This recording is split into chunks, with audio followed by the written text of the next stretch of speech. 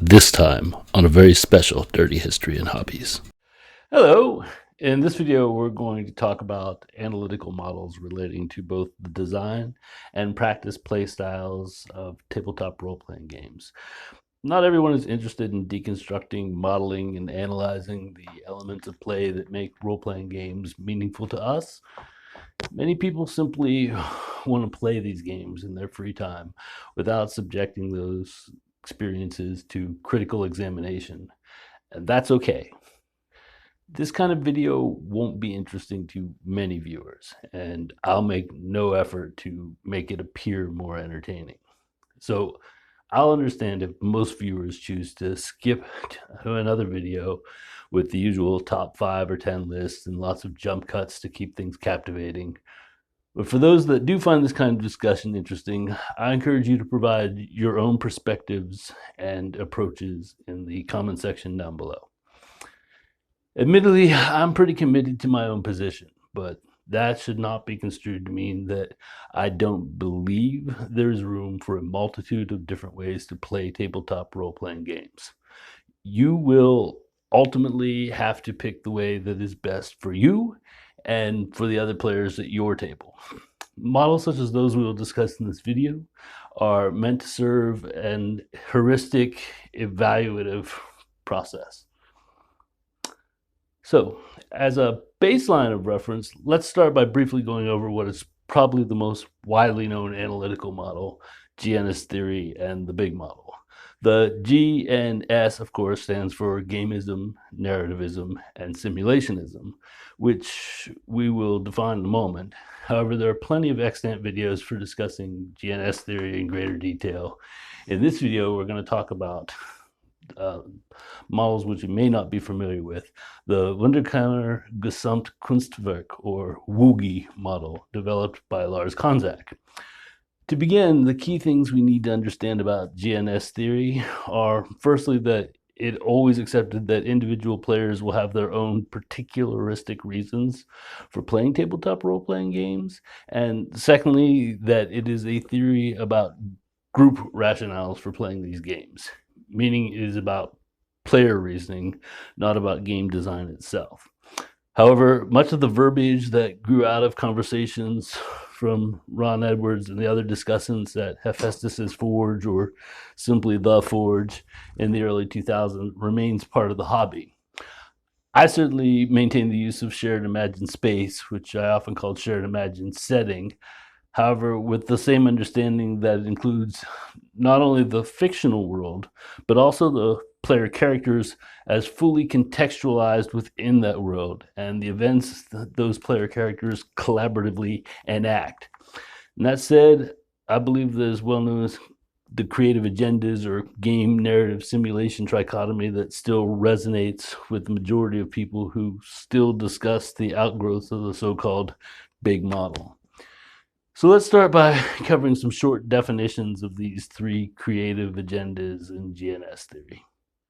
Since this is primarily going to be a video about GNS theory, we just want to take a moment to go over a few simple definitions, primarily those of Ron Edwards himself, or ones that he was using later in the project after the elaboration of the big model. And so we'll just, use as our kind of baseline of reference, going back to the concepts of GNS theory, or the primary trichotomy of GNS theory, as gamism, meaning social assessment of personal strategy and guts amongst participants in the face of risk. Gamist play thus highlights the skills and abilities of the players involved as opposed to their characters. Narrativism, then, is expressed by the creation via roleplay of a story with a recognizable theme. And then simulationism, which I've made no secret of, is I'm slightly partial to, although I've always stated I like all these things in a sort of equal mix. When we use this definition of simulationism, it kind of accentuates why I prefer it slightly over the other creative agendas. So simulationism heightens and focuses exploration as the priority of play, such that players may be greatly concerned with the internal logic and experiential consistency of their exploration of their game's setting, system, situation, character, or color, the fundamental components of role-playing. So for the rest of the video, we're going to talk about the WeGe model. I just kind of wanted to jump in real fast and talk about a personal connection to the concept of the Wunderkammer or cabinet of curiosities.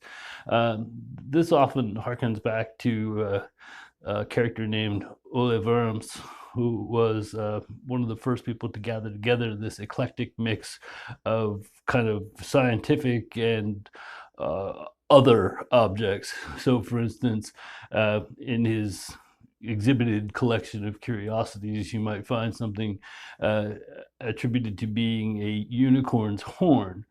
But as Lars Konzack points out, it was through that having that available to him that his study of the artifact, the object that was being called a unicorn's horn, he really began to understand that it was not a unicorn's horn, but ultimately discovered it to be a narwhal's tusk. And so this cabinet of curiosities then becomes the precursor to what we would now know as a museum, obviously devoid of the same kind of museum informatics that we would see at a top-rate museum of today, and hence that name, Cabinet of Curiosities or Wunderkammer. Now that we have an idea of what the Wunderkammer actually is, let's get into the definition of what it is in the WeGe model. So, the actual definition then being cabinet of curiosities, you see I'm adding a personal definition here, which would be system of wonders or systemic wonders. And we'll talk about that at the end of the definition here. So, from Lars Konzack, what he means is, by Wunderkammer, I mean that the tabletop role-playing games have the ability to insert features into the setting and genre and make it somehow fit with the feel or mood of the rest of the collection of ideas. But in a role-playing game world, it becomes part of the general setting, not just part of the plotline, playing the concepts and ideas as the game develops, and that is why there is always room for one more curiosity to trigger imagination and ingenious thoughts. So we go back to Ole Worms' use of the so-called unicorn horn and using that as a basis for more intensive and in-depth study, and ultimately coming to the conclusion that it might be the tusk of the narwhal. The moral of the story being that within this cabinet of curiosities, within this system of wonders, then no individual idea or object is truly individuated. It is through its context interconnected with all the other objects and ideas and character enactments that are going on within the shared imagined setting. So then moving along to a definition for Gesamtkunstwerk, we have this idea of an all-embracing art form, or what I'm calling the holistic artwork. So by Gesamtkunstwerk, I mean that every part of the role-playing game system works together as a complete experience, with as many powerful effects as possible. Even though performance, narrative, ludus, and subcreation may be clearly distinguished between from an analytical perspective, it is only when they work together, supporting one another, that the experience becomes a proper tabletop RPG one. So now we come to the point of talking about the WeGe model in its totality, and what we'll do after this is kind of break down each individual constituent element and define it and talk about it a little bit. But where we want to start off with then is this graphic representation then of the overall model, and wherein we'll talk about the four approaches and four connections. Now, the four approaches are the somewhat discrete boxes in the center, and then you'll see that there's sort of a arrow pointing towards the outer ring, which would be the four connections. Now, what's important here is that the four approaches, while somewhat separated, are also in groupings so that the two boxes on the inner grouping are connected to what's on that direction in the outer grouping of the four connections. So, for example, then the performance and the ludus are connected through the action, and the ludus and the subcreation are connected through the abstract, whereas performance and narrative are connected through the concrete. And lastly, of course, it follows that the subcreation and the narrative then are connected through the contemplation aspect or connection. Now, like I said, we'll go through each of these parts and define them individually so that we can understand what Konzack is getting at, and then how we think they're all connected. The first thing we have to understand about performance is that we're not simply talking about the utterances put into the mouth of the character by the player. We're talking about other aspects, which Konzack mentions as the body gestalt, histrionics, tone, and gestures.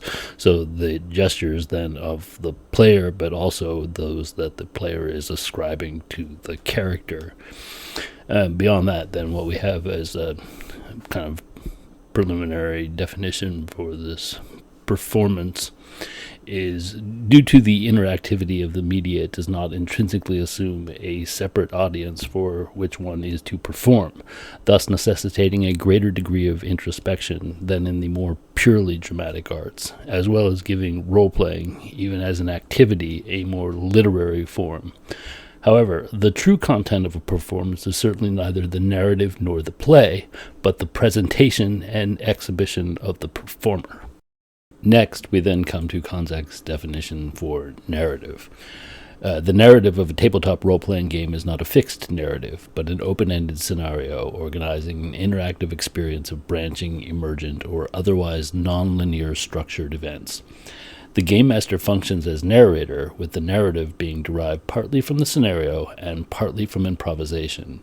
It should not, however, be seen as a one-way narration, but an interactive narrative in which player activity, oftentimes through character-based input, creates dynamic storytelling. For our next definition, then, we'll talk about the formal systems and game rules that Konzack is calling ludus, as the game features of tabletop role-playing games and the application of those features into a role-playing game. The rules and procedures set the standard as to which actions are expected to be carried out and eventually be accomplished during the game session.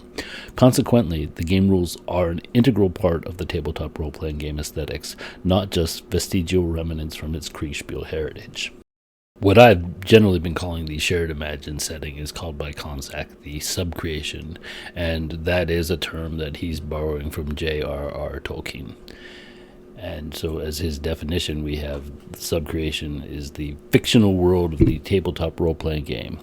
This feature of tabletop role-playing games has proved to be important for any game designer who has been scrupulously detailed about how the game world functions, not just as simulation, but as a way to present the whole idea of the game.